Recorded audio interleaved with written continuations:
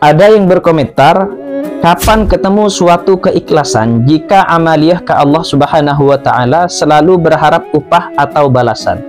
Nah, disinilah kadang kita salah mengartikan yang namanya ikhlas, sahabat. Yang disebut tidak ikhlas adalah ketika kita membaca atau mengamalkan suatu amalan, baik itu sedekah, membaca sholawat, sholat yang 5 waktu, kemudian kita hanya mengharapkan balasan kepada sesama manusia. Maka ini disebut dengan tidak ikhlas. Tapi sahabat, ketika kita mengharap balasannya dari Allah, maka insya Allah ini juga masih masuk dalam kategori ikhlas, sahabat. Kenapa demikian? Karena Allah memang sendiri yang mengatakan ketika kita bersedekah misalkan 1, maka balasannya 10. Ketika kita membaca sholawat 1 kali, maka Allah membalasnya dengan sholawat 10 kali.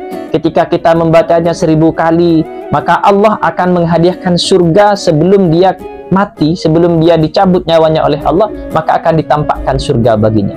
Kalau membaca sholawat 100 kali, maka Allah mengabulkan 100 hajatnya. Nah, kenapa Allah menjanjikan seperti ini, sahabat? Yaitu sebagai ghirah, sebagai motivasi bagi kita selaku manusia biasa ini, sahabat. Karena Allah tahu kalau kita hanya disuruh beramaliyah biasa saja, disuruh membaca sholawat, disuruh sholat, disuruh zakat, tanpa ditampakkan balasannya, tanpa dijanjikan balasannya, maka tidak mungkin kita mengerjakannya, sahabat. Walaupun ada sebagian orang-orang yang khusus yang memang beribadah hanya murni karena Allah Subhanahu wa Ta'ala, tapi ini sangat jarang sekali, sahabat.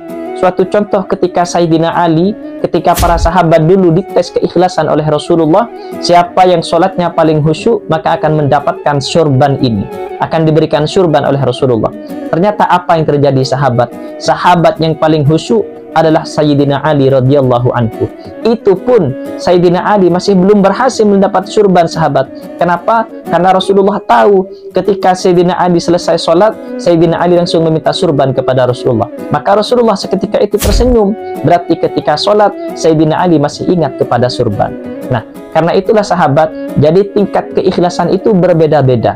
Cuman kalau kita berharapnya masih kepada Allah, maka ini masih masuk dalam kategori ikhlas dan memang sangat dianjurkan oleh para ulama. Karena itu di dalam sebuah kitab disebutkan yang dikatakan oleh Syekh Ibnu Rajab Al-Hambali, beliau mengatakan innallaha yuhibbuh, Allah itu suka kepada seseorang yang meminta urusan dunianya dan urusan akhiratnya kepada Allah. Seperti apa urusan dunianya? Kal-ta'am wasyarab wa kiswati wa ghairi dalik, seperti makanan, minuman, pakaian dan lain sebagainya. Maka Allah itu suka, katanya sahabat. Dan tidak ada bedanya ketika kita meminta kepada Allah mengenai urusan akhirat dan urusan dunia, selama memintanya kepada Allah, maka hakikatnya tidak ada bedanya, sahabat. Kita meminta pakaian kepada Allah dengan kita meminta pengampunan, maka itu sama, kata Allah, sahabat. Karena itulah meminta kepada Allah, berharap kepada Allah, ini juga masuk dalam kategori ikhlas. Yang tidak ikhlas itu kalau kita meminta atau berharap kepada sesama makhluk. Mudah-mudahan jawaban ini bermanfaat bagi Al-Fakir pribadi khususnya dan bagi penonton Gus El Official semua umumnya.